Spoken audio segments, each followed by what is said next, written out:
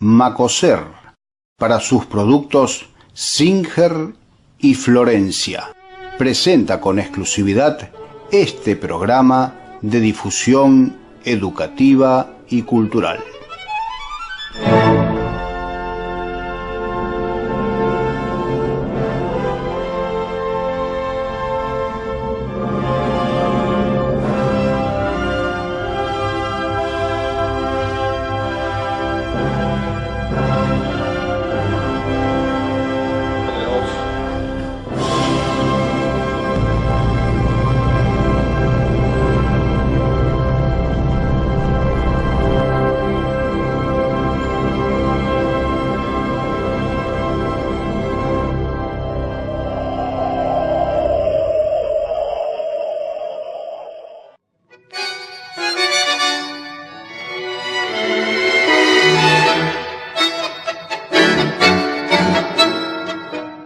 Bloque de huellas vamos a repasar la historia o un aspecto de la historia, yo diría, no sé si Arturo coincide conmigo, de uno de los personajes más interesantes e influyentes de la historia de San Francisco, ¿no? Nos referimos a Juan María Baggio Ferrazzi. Primero, por supuesto, vamos a hacer una pequeña semblanza de él y después nos vamos a enfocar, le vamos a poner un poquito de énfasis en este bloque a su actuación en la esfera política, porque fue durante un tiempo comisionado en la ciudad de San Francisco, es decir, una especie de interventor de la Municipalidad de San Francisco, estuvo a cargo del municipio. Arturo. Exactamente. Juan María Baggio Ferrazzi, claro, qué personaje, ¿no?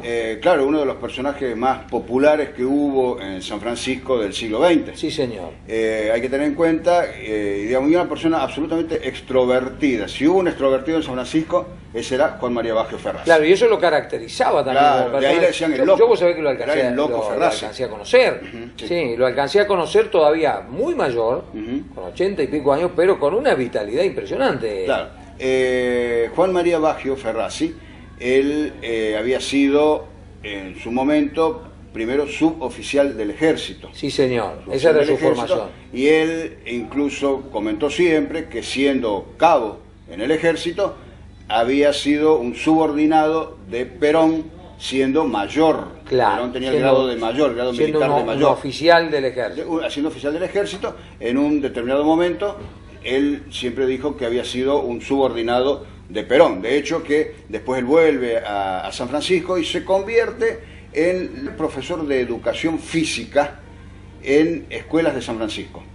Y hay muchas fotografías en el archivo gráfico donde Juan María Baggio Ferrazzi está conduciendo grupos de alumnos y componiendo palabras con el cuerpo de los chicos en el césped de los estadios. Claro, se hacían esas coreografías, digamos. Claro, coreografías. Y que después hubo inmediatamente después de él, hubo dos profesores más, que incluso después fueron contemporáneos con él en la enseñanza y la educación física de San Francisco, que eran Héctor Barovero y Humberto Gilabert.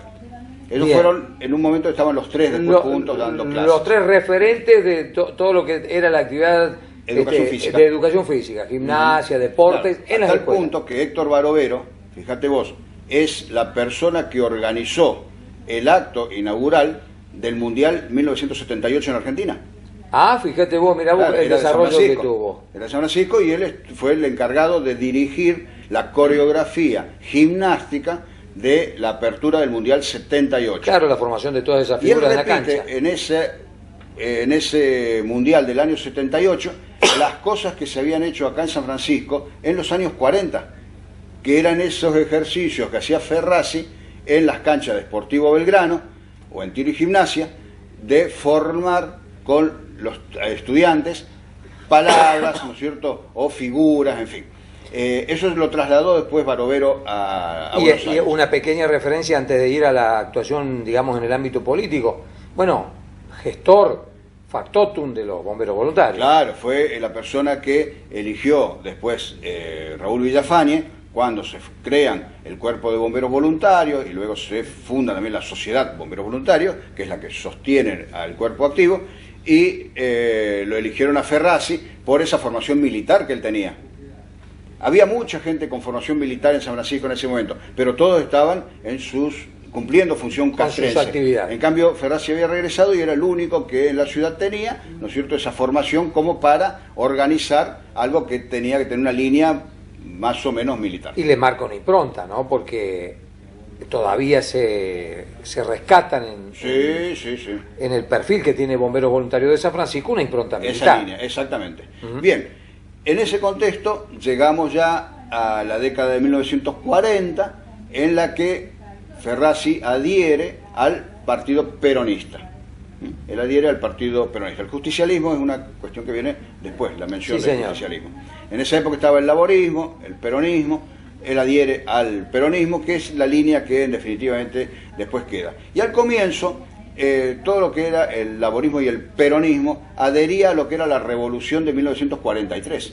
Claro, ahí llega Perón al gobierno. Con eso llega, con el paso de los años, entra como ministro y llega luego a ser presidente. Pero ya a partir del año 49 en adelante, prácticamente se deja de lado la mención de la revolución del 43 y ya se entra a hablar exclusivamente de Perón y de Eva Perón. Y del 17 de octubre de Y del 17 de octubre del 1945. 45. Eso pasa un tiempo, unos pocos años, Un proceso. hasta que, claro, se deja de hablar de la revolución del 43 y se habla de el 17 de octubre de 1945. En ese contexto, Juan María Baggio Ferrazzi adhiere al peronismo y fue un momento bastante crítico para San Francisco porque desde la revolución del 43 Sí, señor. hasta el año 48 hubo infinidad de comisionados. No hubo más autoridades electas en la ciudad. No hubo autoridades electas, sino hasta el año 51. Claro. Entonces, que en realidad asumen el 52, Visconti, Miguel claro. Visconti.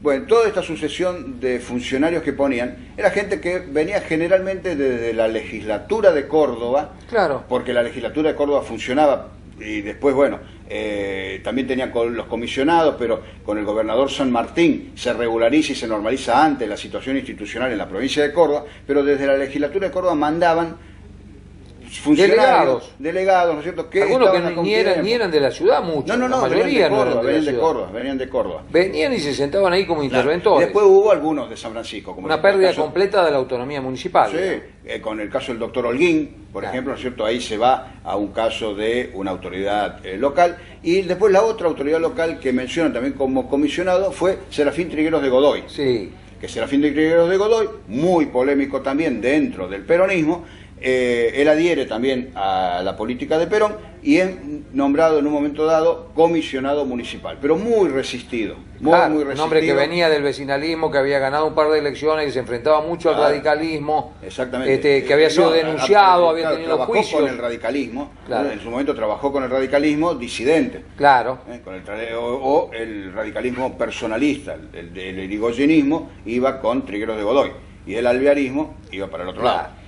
El tema es que llega Trigueros de Godoy también al gobierno, muy resistido por los antecedentes que él tenía en el gobierno anterior, que había sido siempre muy criticado, y entonces después es desplazado, y cuando lo desplazan a Trigueros de Godoy, ingresa Juan María Baggio Ferrazzi. Es nominado, designado como comisionado al frente de la Municipalidad de San Francisco. Al frente de la Municipalidad de San Francisco. E ingresa, ¿Y cómo le fue a claro, Juan ingresa María? como la mayoría de los nuevos gobiernos, con alguna aprobación, con un cierto beneplácito de la población en general. Claro, porque teniendo era en un cuenta hombre que popular. en aquel momento la oposición al peronismo era muy fuerte. Claro. La oposición Estamos al hablando del peronismo, año 1949. 49. Él ingresa entonces al gobierno municipal como comisionado y a tal punto era esta aceptación que había de algunos lados que, por ejemplo, vecinos del barrio Iturraspe resuelven juntarse y unirse y ante la no satisfacción de algunos servicios de limpieza de la municipalidad, son ellos los que hacen limpieza en adhesión al comisionado municipal. Para ayudar, para colaborar. ayudar, para colaborar, fíjate vos a lo que se le había llegado. Y luego, como también la municipalidad estaba sin equipamiento, algunas empresas locales le facilitan, mientras esté Juan María Baggio Ferrazzi como comisionado, maquinarias, una pala frontal, que eran Sí. de los primeros que venían en aquella época, y 2 camiones, que también necesitaba la municipalidad y no los tenía. Estas empresas los facilitan a la municipalidad, los ponen a disposición del municipio para que pueda hacer los trabajos que tenía que hacer. Pero con la condición esa, mientras estaba como comisionado Juan María Baggio Ferrazzi. Entonces esto abre de alguna manera un panorama auspicioso para él y comienza su gobierno, que luego, con el paso del tiempo, como todas las cosas, al no cumplirse determinadas promesas que se hicieron, claro, y determinadas expectativas que se habían creado, empieza, ¿no es cierto?, también a tener una oposición de gente que en principio lo había estado apoyando. Claro, y además eran como débiles porque, claro, no eran elegidos. No eran elegidos. No obstante, él, antes, ya estando Trigueros de Godoy en el gobierno, ya se había empezado a mencionar qué él iba a hacer y como que hizo una campaña en algunos sectores del oficialismo para ser nombrado comisionado. Y entre las promesas que él había hecho era la pavimentación de lo que se llamaba el camino al hospital. El camino al hospital era pavimentar lo que es actualmente la avenida San Lorenzo y Uruguay. Claro. San Porque Lorenzo y en Uruguay. días de lluvia, en tiempo de lluvia, era no podía imposible llegar al hospital. Los médicos para llegar al hospital eran trasladados en unos carros a caballo. Ellos iban por sus medios hasta la escuela Irigoyen y ahí todos esperaban que venga el carrito de la municipalidad que le llamaban la ambulancia del hospital y los llevaba hasta el hospital. Y venían de nuevo a buscar los otros y después ya tenía que traer los otros que salían del turno. Estaban todo el día andando con ese carro de caballos.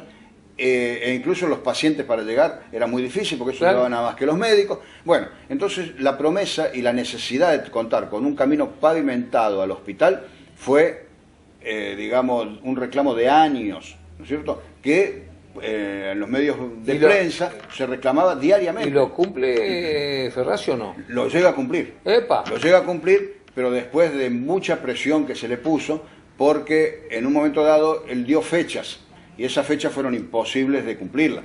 Vino el brigadier San Martín también y dio fechas. Era el gobernador, ¿no es cierto?, de Córdoba, que tuvo mucho que ver con el desarrollo industrial de Córdoba después. Pero tampoco pudieron cumplirlo. Y así es que en el año 1950, recién sobre finales de 1950, se pone en marcha la obra de pavimentación. Hay que tener en cuenta también que aparte de que no había recursos, había una gran escasez de cemento Portland en el país. Claro. Se racionalizaba el cemento. O sea, las empresas tenían que pedir cupos. No había, digamos, la cantidad suficiente y no se producía la cantidad suficiente, o en el mercado no estaba, pero no había Portland, entonces esa fue una de las causas en la que se demora. ¿Cuánto tiempo está en el gobierno don Juan María? Juan María Baggio Ferrazzi está desde el 49 hasta el 52 en que le entrega el gobierno a Miguel Visconti. De los comisionados fue el más más tiempo estuvo. Claro. El que más tiempo estuvo. Muy político, los demás no tuvieron el tiempo necesario porque algunos tuvieron unas semanas nada más, pero el muy político, muy participativo en infinidad de actos y en muchos actos del peronismo, polémico en los discursos, imponen los controles de precios. Era la época en la que se trabaja desde el gobierno nacional contra el agio y la especulación. Claro, hay una ley de control del agio y la especulación. De control de precios. Entonces él pone acá en San Francisco los precios más bajos en el mercado municipal y también con las ferias francas que circulaban por toda la ciudad. Con eso competía contra los comerciantes. Competía contra el comercio establecido y el comercio era muy perseguido, ¿no es cierto?, en cuanto a los controles. Había multas, pero en cantidad, claro, ¿no es cierto?, había muchísimas multas. Y lo otro era que él consigue que en su periodo también es cuando se levanta la estación ferroviaria del centro de la ciudad. Y se traslada. Claro, y él aspiraba a que la avenida actual, la avenida del Libertador, en ese momento Cervantes al sur, Dante Alighieri al norte, se uniera al abrir esto. Él hablaba a tal punto que en un acto en el año 1950, que fue el año sanmartiniano, a él le tocó presidir todos los actos en homenaje a San Martín, ahí Baggio Ferrazzi anuncia que se van a unir las dos avenidas y cuando estén unidas van a cambiar el nombre y se va a llamar Avenida del Libertador. El que hace el anuncio del nombre de Avenida del Libertador es Ferrazzi en un acto público. En el año del Libertador General San Martín, el centenario. Exactamente. Claro, y se cumple lo de el nombre, pero no lo de... No, la apertura no, porque la apertura responde a un proyecto arquitectónico que indicaba que las cuadras en las ciudades modernas son largas y no cortadas como es en la ciudad actual. Claro. Acá tenemos varias cuadras que son largas, tenemos lo que va desde Champagnat a prácticamente o de Pellegrini a Córdoba y luego desde Lisandro de la Torre a Juan B. Justo y de Juan B. Justo hasta Caseros. Claro. Entonces esas son, por ejemplo, cuadras largas y se repite también en el este de la ciudad, en todo lo que fue el ejido de la parte ferroviaria. Y eso habla de acuerdo a los términos arquitectónicos, de una ciudad moderna en esa estructura. Después viene todo lo demás. Todo el otro debate, una discusión que se extiende hasta la actualidad. En la actualidad todavía hay personas que dicen que debería ser abierto y habría una mejor comunicación. Los conceptos nuevos de arquitectura es así como está planteado ahora y por eso no se abrió la avenida. A él le toca eso, le toca la inauguración de la estación unificada, que se llamó, en donde está el ferrocarril Belgrano, y consigue la pavimentación del camino al hospital. Incluso la implantación de un servicio de colectivos urbanos, que fracasó porque la gente no lo utilizaba, eran pocos los coches, había mucho problema con todavía muchas calles de tierra, claro, con la circulación en los días de lluvia no se podía hacer. Bueno, y así ya transcurre después un año 51, algo más tranquilo, con la inauguración precisamente de esta obra que era muy esperada. Y con las elecciones en perspectiva. Y las elecciones en perspectiva, donde él aspiraba en algún momento a ser candidato a diputado en la provincia, cosa que falla, ¿no es cierto? No lo logra, pero sí su secretario, que era Miguel Visconti, eterno secretario de la municipalidad, Miguel Visconti, porque en distintas oportunidades estuvo con los comisionados como secretario. Fue la persona que más tiempo así estuvo, claro. Entonces es el que se postula como candidato a intendente por el peronismo y es el primer candidato del peronismo elegido por voto de la ciudadanía, intendente de San Francisco. Así es. Eso en asume en el año 52. Claro. Era periodo de 3 años. Periodo de 3 años y en el 55, aún sin completar el mandato, don Miguel Visconti. Claro, lo reeligen. Lo reelige, pero no llega a completar. No llega a completar, claro, porque viene la revolución del 55. Juan María Baggio Ferrazzi, una personalidad interesantísima, con un montón de aristas. Aquí hicimos una pequeña semblanza, ¿no es cierto?, de su aspecto como profesor de educación física, un pequeño repaso de su actividad como uno de los creadores del perfil que tienen actualmente los bomberos voluntarios, y con un poquito más de profundidad su actividad vinculada a la política como comisionado municipal allá a finales de los años 40 y principios de los 50. Y polémico como en todo lo que fue... Polémico como fue hasta el final de sus días. Exactamente. Porque le gustaba ir por la calle y diciendo fuerte lo que pensaba. Bueno, le guste a quien le guste. En los desfiles, por ejemplo, como el general Perón desfilaba en algunas oportunidades a caballo, claro, él no fue menos, y él también iba a caballo, desfilaba con un caballo. Bueno, muchos de nosotros también lo recordamos en Bomberos Voluntarios, junto con Dos Santos, claro, Raúl Dos Santos, poniendo orden allí donde había algún desorden. Sí. A las piñas, ¿no? Sin ningún tipo de problema. El hecho es que Ferrazzi en su juventud, aparte de profesor de educación física, fue boxeador. Pero mira, abuela, es interesantísimo. Fue boxeador y bueno, tuvo muchas peleas. Y lo aplicaba ahí en Bomberos Voluntarios. Muchas peleas y fue un cultor del físico, digamos, en aquella época muy destacado. Muy destacado, muy interesante, y no es, digamos, estamos hablando de épocas que no son las de ahora, donde el culto por el físico se ha popularizado mucho más. Interesantísimo este bloque sobre los aspectos políticos de la vida de Juan María Baggio Ferrazzi.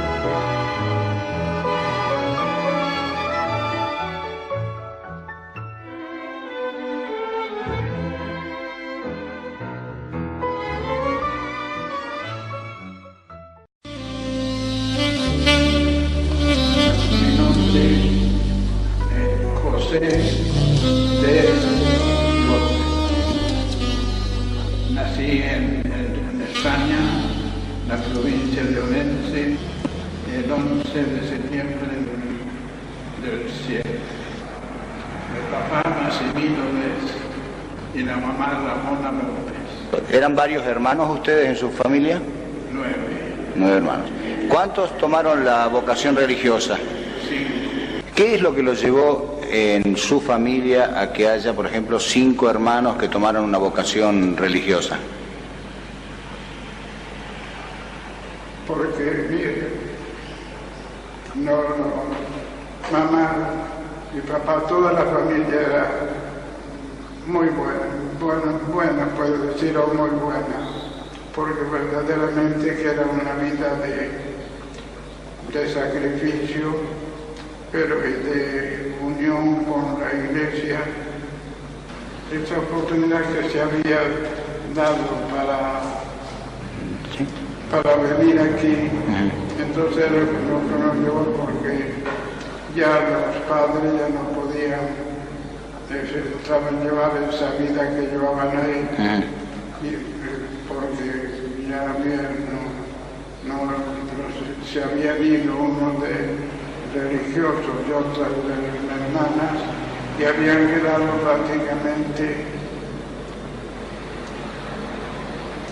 una hermana ahí con ellos, lo cual hacía insostenible esa continuación ahí en España. El 1 de abril, entonces, fue del 33, fue ordenado sacerdote. El 34 vendí a Funes. El 35 fui para Salzacate. Y ahí estuve 17 años. 2 veces me quisieron sacar de ahí, pero no por mal comportamiento, sino al contrario, porque estaba trabajando, puedo decir, con humildad, bien, y estaba haciendo la iglesia parroquial. ¿En Salzacate? En Salzacate, que en las 3 partes donde estuve hice la iglesia parroquial. Y eso me ayudó enormemente para mover la gente y atraer la gente por otra parte. Las 2 cosas al mismo tiempo. La iglesia, que naturalmente no las deshice por deporte, no, que me costó sacrificio, me costó prácticamente en toda mi vida sacerdotal, la pasé. No está haciendo como si fuera un ingeniero, no. Yo trabajé, gasté todo lo que tenía en eso, así que para mí no ha sido un negocio material, porque no he salido nunca a pasear a ningún lado. Estuvo en Salzacate, hizo la iglesia nueva, en Dianfunes lo mismo, y después pasa a San Francisco.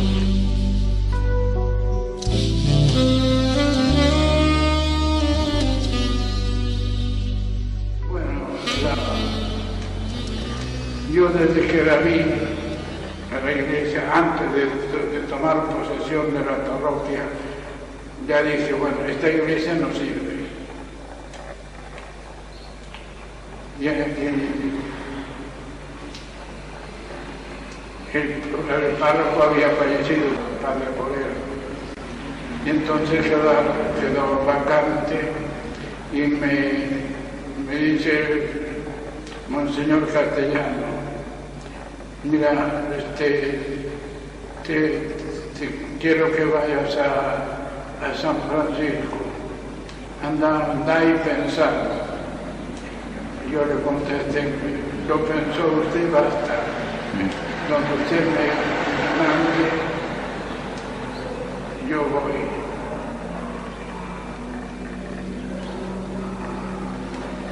Bueno, que fui, y ahí estuvimos trabajando hasta que vino el señor obispo. Monseñor Lira. Monseñor Lira. Y Monseñor Lira también era un entusiasta de la iglesia, pero después se ve que no le favoreció el clima, y entonces pidió que lo renunció. Y seguí yo ya con la idea de la iglesia. Y la gente en general estaba en contra, porque la iglesia a su manera era, por una parte era linda, porque era ampulosa, si se quiere, mal tenida, porque no había no había nada que no se hizo ninguna cosa. Conservación. Entonces, ¿qué hizo usted en ese momento? Cuando se estaba en esa tira y afloja, si se quiere, uno que decían los arquitectos, constructores, ingenieros, como te dice, también yo le hice ver la iglesia. Y vino el arquitecto de los hermanos maristas de toda la provincia de Córdoba. Y vino a verla. Entonces, cuando lo vio, me dice: Monseñor, dice, usted sabe la gran responsabilidad que tiene. De la iglesia, esto puede ser un peligro enorme. Mañana mismo debe cerrarla para evitar cualquier cosa. Bueno, por supuesto que no se ha dicho nada de eso, pero que se puso más énfasis en continuar ya el propósito de la iglesia nueva. Y todos los arquitectos, todo el mundo estaba de acuerdo, el que entendía que ese hecho había que voltear. La iglesia estaba de una parte a la otra, de la puerta principal a terminar el techo, estaba todo partido. Se había como abierto. Con la cuestión de las inundaciones se dio la iglesia. Toda, a pesar de todos los cimientos que tenía. Con los cimientos era el peso, porque todo era ladrillo macizo.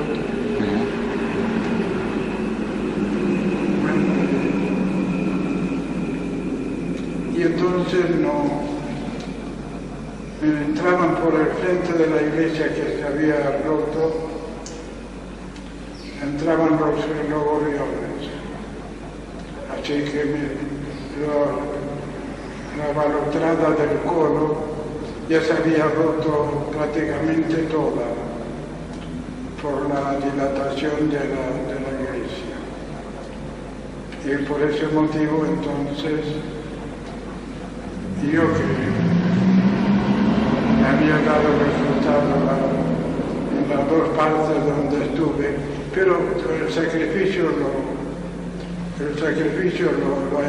hay que hacerlo, uno u otro hay que hacerlo, sin sacrificio las cosas de Dios no, así como al Señor le costó sacrificio la redención, pudiendo hacerla de otra manera más fácil, así también. No hay que estar esperando que los otros trabajen, que los demás deben trabajar también, que buscarle vueltas para que uno asentarse. Bueno, así que yo mucho trabajo lo he hecho personalmente y con poca gente, si se quiere, pero que era asidua y trabajaba, y después la otra parte de la gente que ya veía que se trabajaba, no se dio, sino que siguió trabajando y poniendo todo lo que podía para llevar adelante la obra. Y rifas que se hacían, bueno, todo tenía buen éxito porque veían el sacrificio que estábamos haciendo. Y por eso fue la colaboración que sin grandes donaciones, aunque sí con alguna donación naturalmente mayor, también se fue llevando a cabo la obra. Así aparentemente de mucha capacidad, pero sin embargo Los asientos que había eran para 140 personas. Eso era lo que entraba en la iglesia. Y por eso hubo quien dijo, bueno, a este cura hay que pegarle un balazo porque si no les van a mover la iglesia. Y vinieron y me dijeron, bueno, el que se atreva, que venga. Yo ando en la calle como los demás. Pero gracias a Dios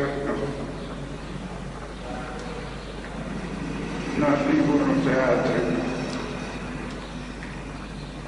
Ahora, transcurrido ya el tiempo, ¿qué piensa usted de las críticas que se le hacían en aquel momento? Que son totalmente infundadas y que solamente la ignorancia de nuestra gente en ese sentido y en aquel tiempo, que ahora, bueno, se van despertando más, no sé si la fe o pero que, claro, hoy por hoy la iglesia de San Francisco es conocida en todo el país, o por lo menos se habla de ella y muchos que andan en una parte que pasan cerca o que pasan por ahí, van a visitarla. ¿Usted recuerda de aquella época a alguien que directamente le haya dicho algo objetando la demolición de la iglesia? Que alguien haya venido a decirle, Monseñor, tal cosa. No le hubiera hecho caso. Yo, mi decisión era esa, no le hubiera hecho caso.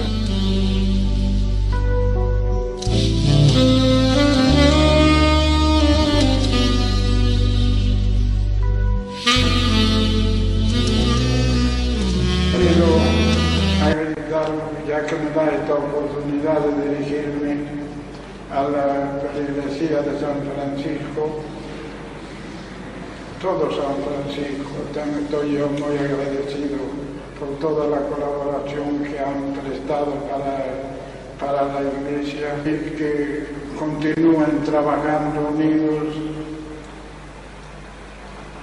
y prestando toda su colaboración para que el nombre de Dios siga adelante, porque así como tiene que ir adelante la obra material, también debe ir asociada y puesta por delante la obra espiritual, porque si falta lo espiritual, lo material no da resultado, porque se pierde el sentido.